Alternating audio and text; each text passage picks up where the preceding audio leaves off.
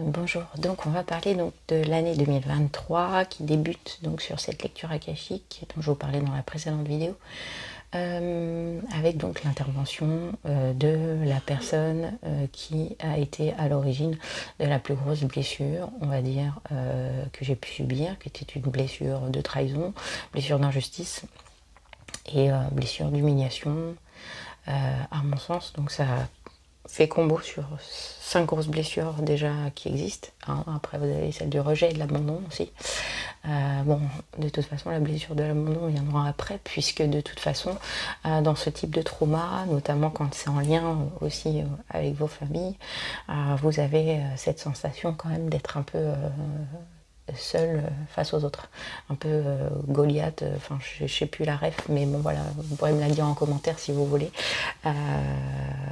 Et donc voilà, donc je me retrouve à avoir cette intervention là avec un message qui m'est donné, donc forcément autant vous dire que c'est très chamboulant.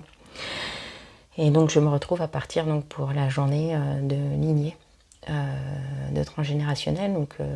c'était une journée de libération, des mémoires qui peuvent en effet continuer, perdurer en fait dans la génétique de votre famille,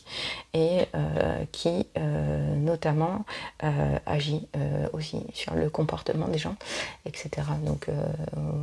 moi notamment, donc voilà, par rapport à tout ça, j'ai généré une certaine colère en fait liée à l'injustice, j'ai généré une certaine tristesse, une certaine dépression, en fait une déprime constante et permanente pendant de nombreuses années liée à ça.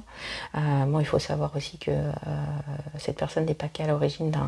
de ce trauma-là, mais également de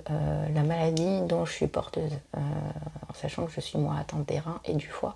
et que cette personne a été la seule, je dirais aujourd'hui réellement,